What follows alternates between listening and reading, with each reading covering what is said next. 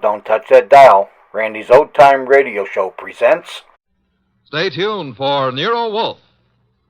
Saturday night chimes on NBC mean a full hour of fun with Dennis Day and Judy Canova. Dennis always appears perplexed and bewildered.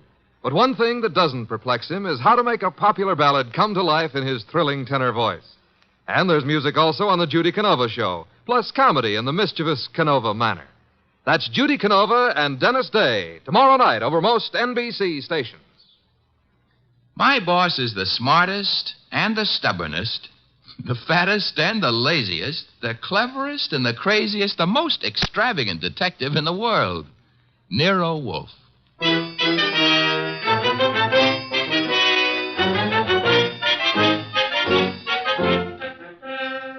It's the transcribed adventure of The Case of the Careworn Cuff, with that brilliant, eccentric private detective, orchid fancier, and gargantuan gourmet, Nero Wolfe, starring Sidney Greenstreet.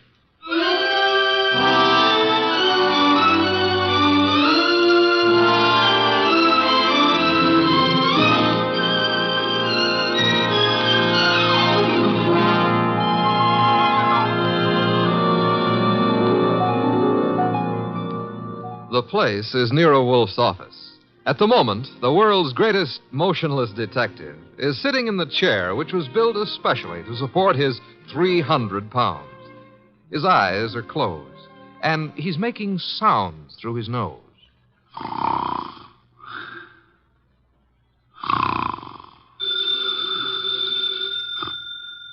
Archie. Archie. Archie! Yes, Mr. Wolfe, what is it? The phone, if you please, Mr. Goodwin. Well, it's on your desk, only 8 3/4 inches from your left elbow. All you have to do is lean forward. Found it, Archie? What do you think I am, an athlete? Hello. No, wrong number, mister. Well, I'm sorry, Mr. Wolfe, if that old phone awakened you. Wrong number, and I was not asleep. I was merely concentrating. On what? We're out of work. There's nothing to concentrate on. May have escaped your errant attention, Archie. But there are other subjects for thought besides murder. Mm-hmm. Sure, blondes. And blondes. You're right at that. Brunettes. Phooey. That's not a nice thing to say about any girl, even if she does happen to be a brunette. Archie. Yes, sir? Go away. You annoy me. Suppose I did. Who'd get your beer for you? Fritz. Tonight happens to be Fritz's night off. However, you can always get your beer for yourself. Don't be an idiot. There are exactly 23 steps between here and the kitchen. As you very well know, I abominate strenuous physical activity. 23 steps times 2 is 46. You could walk very slow. Nonsense. Now that you mention it, I happen to be mildly thirsty, Archie. Would you... Now that I mention it, you'd better let the beer go for tonight. Why? Our stock is running low. You being careless? I've been careful, because something else is also running low. What? Money? Fiddlesticks, there's plenty in the bank. Sure, but very little of it is yours. Mr. Wolfe, do you remember that batch of orchids you bought last week? Of course I do. Magnificent and very rare specimen. I got a magnificent bill for him this morning, too. It was large? It was large. Confound it, Archie. I shall have to do some work. You turned down half a dozen cases in the last few weeks. One of them may still require me. Most of them hired other detectives. However, there is a Mr. Wenceslas who might still be in need. His problem is what? As I remember, he's being followed by midgets. He wanted you to do something about it. Not that he minded the midgets so much. It was the elephants they were riding. The man needs a psychiatrist, not a detective. Anyone else? I can check my files, but I don't think... Ha-ha! Saved by the bell. Another cliche like that, and I shall... Answer the phone yourself? Assassinate. You see what it is. Okay. Hello? Yes, Mr. Wolfe is in. Yes, he'll be in. He always is. What? But... That was a Mr. Charles Porter. He was in a hurry. He's on his way over right now. Should be here in 10 minutes. Prospective client, I trust? $1,000 worth of prospective client. Splendid, Archie, my beer. Okay, but, look, I'm not sure you're going to accept his offer. Indeed? What does he want me to do for his paltry fee? That's the point. If I heard him right, he wants you to do nothing.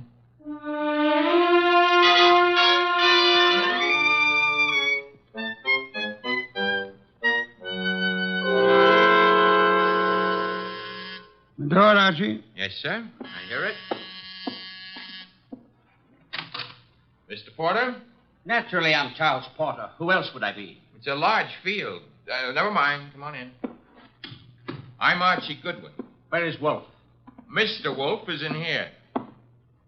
Mr. Wolfe, this is Mr. Porter. Good evening. Fat, aren't you? It's moderately noticeable. Archie, a chair for Mr. Porter. Don't bother. I'm too impatient to sit. When I've business to take care of, I take care of it quickly. Very well. Send him out of the room. Mr. Goodwin, nonsense. He's my assistant. He remains. I don't like it. Archie, show Mr. Porter out. Now, wait. There's no need to get temperamental. Perhaps I'm a little abrupt. Rude. I'm a worried man. And impatient. You're wasting time, Mr. Porter. I suppose I am. The reason I came to you... Young man, what are you doing with that notebook? Getting ready to make marks in it. But... No, never mind. Mr. Wolfe, you have a client named Dorothy Spencer. Have I? There's no need to be coy about it. I happen to know. Then you know. I want you to drop her. Drop her? Refuse to handle her case. Close the books on her. You know what I mean. Why should I? The girl has no money. I have. That doesn't answer my question. Perhaps this will. Appear to be a small package of dollar bills. It happens to be $1,000. Archie, will you? I will. It is $1,000. Thank you. Mr. Porter, Yes? you're paying me $1,000 in order that I refuse to act for Miss Spencer. Nothing more. That's right. What does she suspect you of? I said nothing about... Well, that is... You must know that as well as I do. Possibly, and nevertheless, what does she suspect you of? Being a blackmailer. Whereas your occupation really is? I'm a musician. Pianist. I'm appearing nightly at the Windsor Hotel. Archie, have you made out a receipt for Mr. Porter? Yep. Give it to him and show him to the door. Okay. Mr. Porter? Mr. Wolfe, I want your assurance that the entire affair is definitely finished. My association with Miss Spencer, you mean? You have my assurance that it is. You will forgive a classical illusion. The carver. Thank you. Good night. Mr. Wolfe, I have a secret about Mr. Porter. He smells. Some perfume or other. More important, his right coat cuff is more worn than his left cuff. And a carver happens to be a musical term meaning start again from the beginning. Oh? Porter thought it meant finished. Therefore, Mr. Porter is a liar. His ignorance of common musical term indicates that he's not a musician. The worn right coat cuff, that he is an office worker. That's kind of leaping to a deduction. But even if Porter's a liar, Mr. Wolfe, there is something else. He paid you $1,000 to drop a client named Dorothy Spencer. Mr. Wolfe, you never had a client with that name.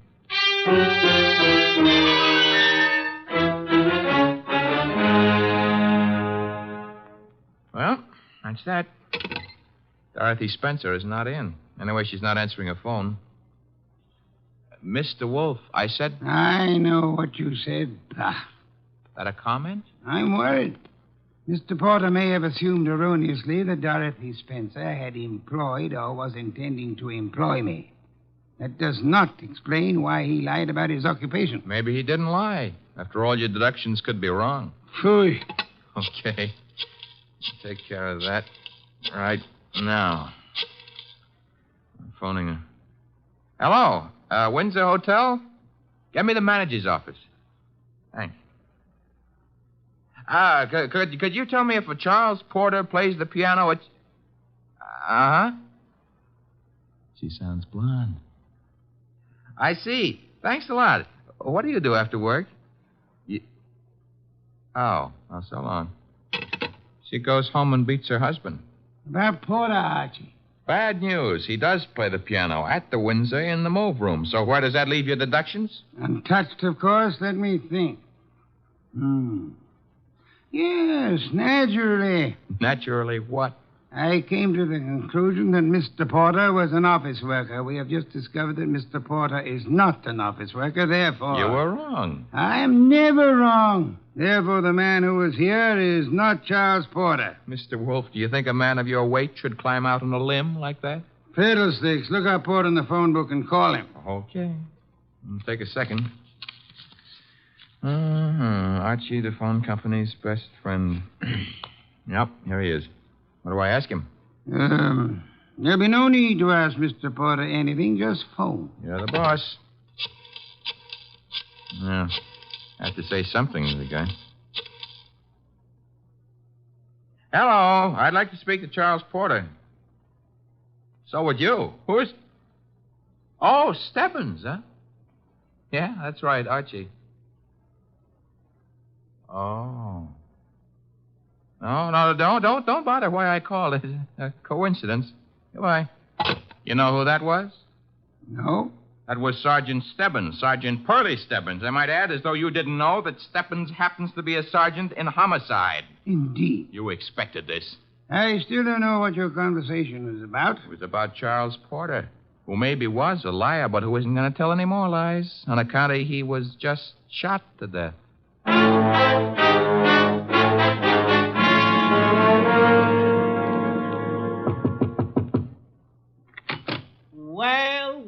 Well, if it ain't Archie Goodwin. Come in, Goodwin. Thank you, Sergeant Stebbins. I've been expecting you. Oh, that's sweet of you to say that, Pearlie. Why did you phone Porter? His right coat cuff was more worn out than his left. So for that, you had to kill him? No, actually, I killed him because he didn't know his da capo. Hey. Yeah, hey. He don't look good anymore, huh? Guys who stop bullets with their face never look good. Pearlie, you've been robbed. I did. That corpse is not Porter. Now, relax, Goodwin, relax. His fingerprints were on file and they check. His girlfriend says he's Porter. If he could get up and talk, he'd tell you he was Porter. And what makes you think he isn't? Well, because when he visited us earlier tonight, he looked different. Not much, but... You said girlfriend? Yes, I said girlfriend. She's in the next room mopping up. She kind of broke down when we brought her here. You brought her here? Now, don't tell me what her name is. Why shouldn't I? It's Spencer. Dorothy Spencer. Ooh, that's what I was afraid of. Sergeant, Oh. Ignore him. He comes with the woodwork. His name is Goodwin, Miss Spencer. Archie Goodwin. Find what you were looking for? What I was looking... Somebody's gone through this place like a minor league hurricane. You? What business is it of Of yours? mine? None, maybe. On the other hand, Nero Wolfe might have other ideas. Matter of fact, I'm sure he'd have. Miss Spencer, why don't you go see him? The address is 601 West 35th Street. I don't see why... You want your boyfriend's murderer found, don't you? Now listen, Goodwin, the police are working on this. Sure, they'll see to it nobody harms a corpse. Goodbye, Miss Spencer. Don't forget that address, 601 West 35th Street. Believe it or not, you used to be a client of ours.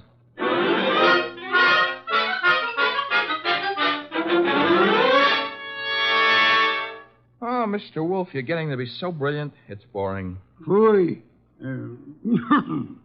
That is, All right, tonight you deserve it.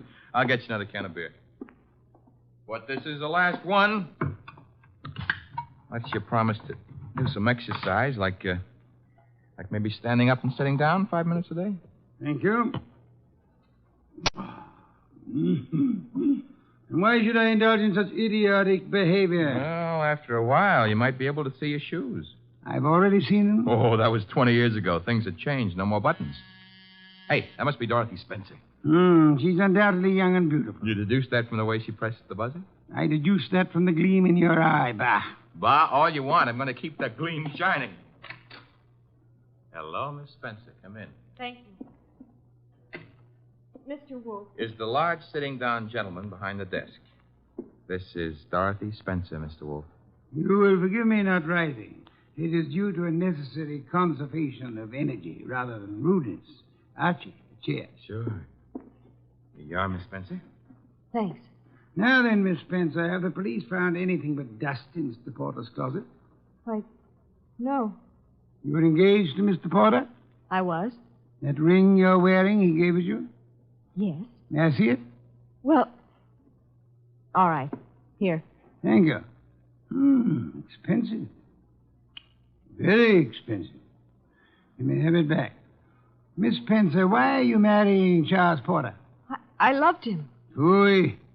Mr. Porter, according to Archie's description, was twice your age with considerably less than half your attractiveness. Love may perhaps be blind, but it is not astigmatic. I don't know what you mean. What were you searching for under the nose of the police? Nothing. Nothing at all. How did your fiancé earn his money? He played the piano at the... Ooh, what he earned there in a year wouldn't begin to pay for the ring he gave you. Would you like to try again? I don't know how he made his money. I suggest that you do. I suggest that he earned money by the same method that he induced you to consider marrying him. Blackmail. Oh, but Why was he blackmailing you? old letters I'd written when I was too young to know any better. Your motives for murdering Porter would be twofold, then. Recovery of blackmail material and the avoidance of marriage to a man you dislike. I didn't kill Charles. No doorbell, Archie. Get Miss Spencer into the kitchen. Once. Must be the police. Yeah, let's go, Miss Spencer. Right through that door. And stay there until I call you. Front door, Archie. Mr. Wolfe, do I know Dorothy Spencer's here? You know nothing. A simple role for you to play. I haven't got time to resent that insult right now, but wait until the next time you drop a collar button. Well, bless my soul, if it isn't dear old Inspector Kramer. How is the homicide department? Where's Wolf? Big surprise. He's sitting. Mr. Wolf? Good evening, Inspector. Where's Dorothy Spencer? This is not the Bureau of Missing Persons. The district attorney would like to talk to her. I shall tell her so the next time we meet. Yeah, that could be right now. She's in this house. I don't see her. Mind if I look around for myself? You have a search warrant, of course. It so happens no, but... Archie, the inspector's leaving. Okay, I'm leaving. I suppose by the time I get back with a warrant, she'll be in Hoboken. Hoboken? Where's that? Look, Wolf, you can go too far. One of these days, you won't be able to talk yourself out of it. Trail me to the door, Goodwin, to show what a good detective you are. Ooh, Inspector Kramer doesn't love us anymore. Unfortunate. Archie, take Miss Spencer to a respectable hotel. Register her under an assumed name. She is to stay there until notified otherwise. Luckily, the good inspector neglected to inform us that she was the leading suspect in a murder case. Hence, we're not accessories after the fact, and I don't want her arrested for murder as yet. Her beauty has won you over. You will then return here immediately. Okay. What are you going to be doing in the meanwhile? I, Archie, shall be thinking.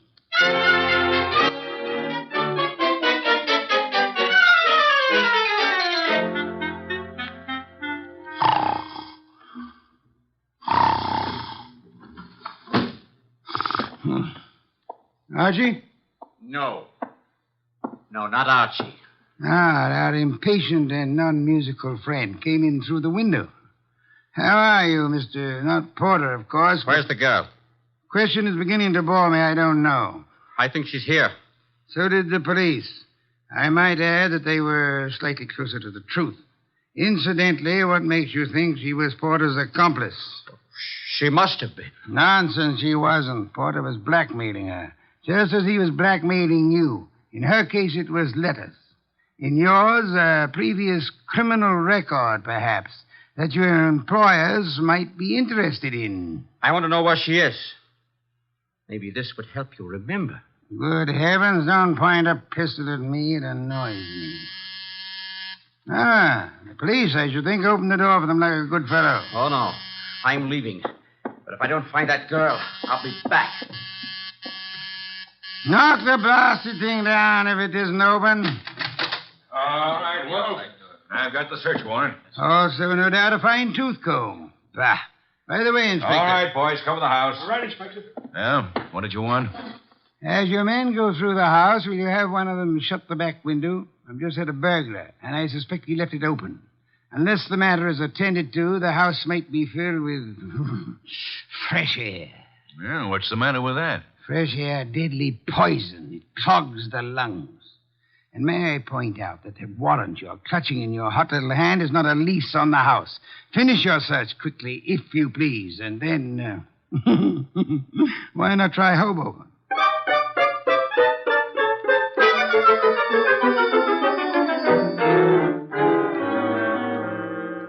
So I just missed the inspector, huh? You did? That I can stand. I'm sorry about the burglar, though. Perhaps we can arrange to have you meet him in the morning. He left his calling card with name and address on it? He dropped his handkerchief here on my desk. Oh. It's a handkerchief. It smells. So it does. But, All of our unknown friends' clothes carry the odor. Therefore, yeah? you will go out immediately to the nearest drugstore, buy a specimen of every cake of soap manufactured in this country.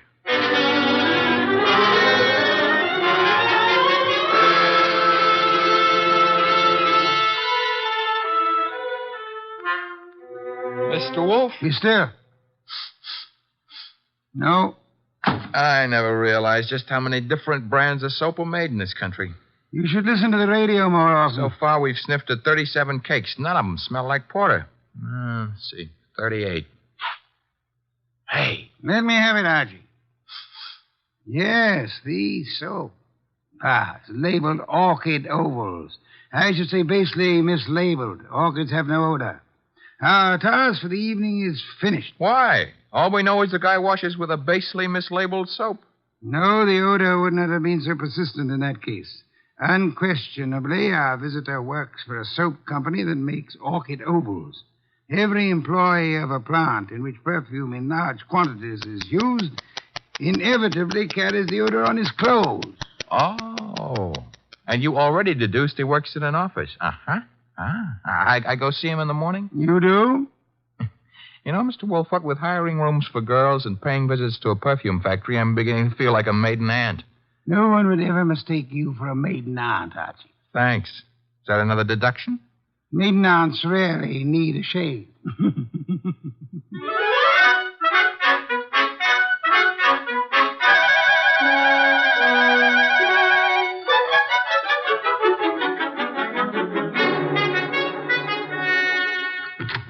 Orchid Ovals, good morning. 1 moment, please. Oh, can I do anything for you, sir? Yeah.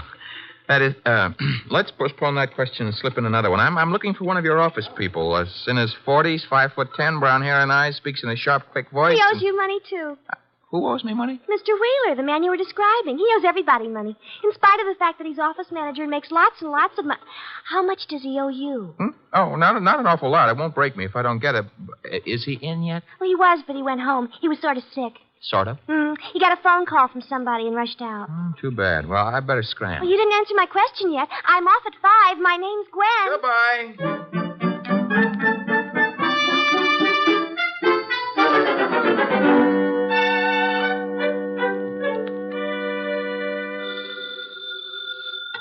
Wolf speaking. Archie here.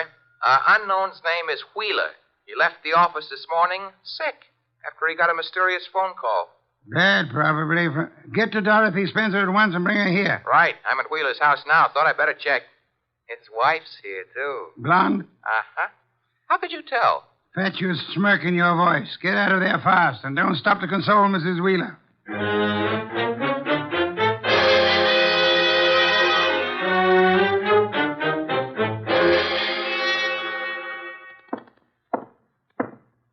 (908). Room 909. Miss Dorothy Spencer.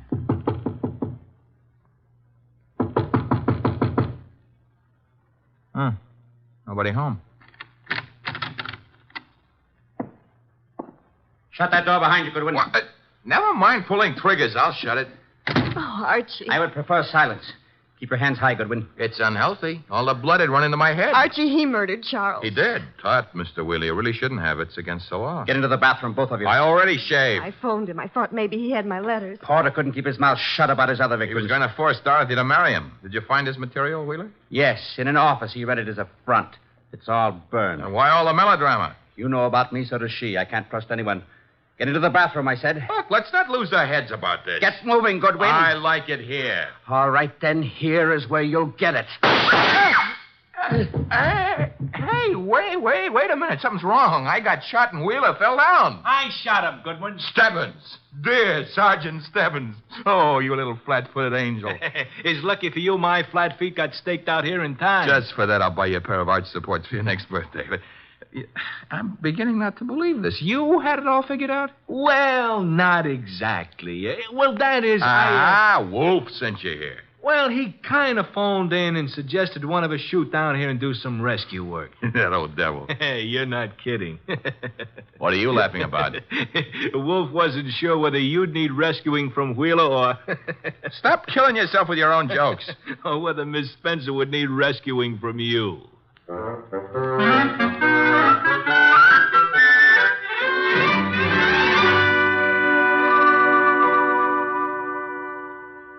You've been a very foolish young woman, Miss Spencer. I suggest that in the future you exercise more care in your correspondence. Oh, I shall, Mr. Wolfe, but how can I ever thank you? Well, one way would be to listen wide-eyed while he explains how he solved the case. I have no intention. Oh, come on, Mr. Wolf. Stop stalling. Please, Mr. Wolfe.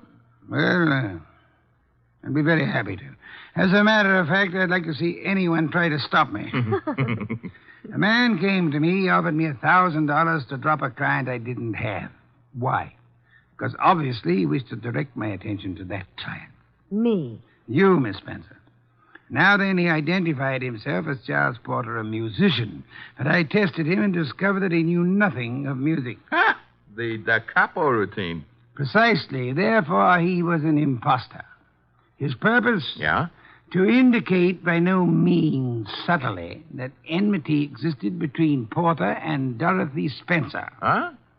Thus, when Porter was found murdered, I would presumably be convinced that Dorothy Spencer, balked in her effort to enlist my aid against Porter, had resorted to most foul and bloody murder. Most foul and bloody murder is very fancy, Dorothy. Shows he likes you. I thereupon asked myself, why should an unknown seek to convince me that Dorothy Spencer was Porter's murderer? And you answered yourself? One reason only, because he himself intended to murder Porter, as he did.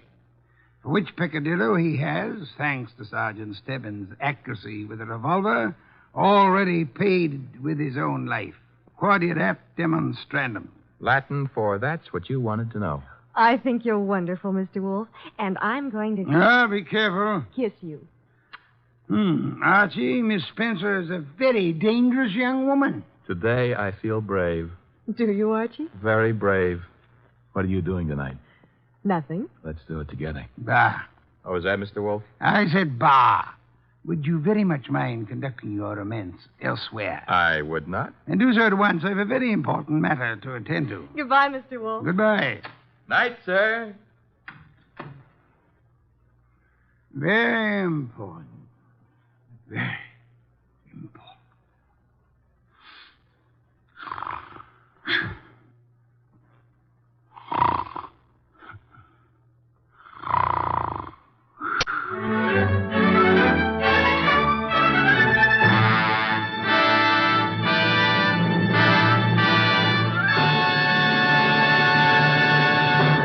You have been listening to The New Adventures of Nero Wolfe, starring Sidney Greenstreet.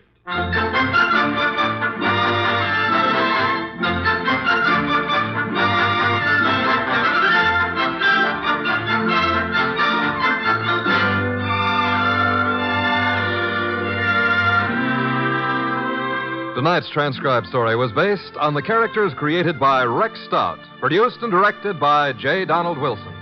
In the cast were Lamont Johnson as Archie Goodwin, and Jane Webb, Peter Leeds, Bill Johnstone, and Wilms Herbert.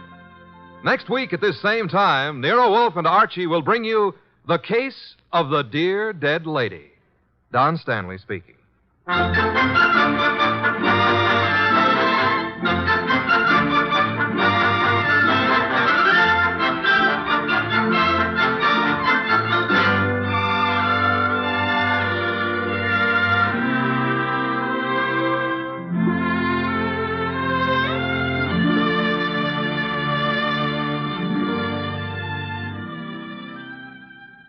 Three chimes mean good times on NBC. The NBC chimes are excited about the big show, an hour and a half every Sunday night with Tallulah Bankhead as Femme C. Comedy with stars like Jimmy Durante, Fred Allen, Jack Carson, Groucho Marx, and a host of others.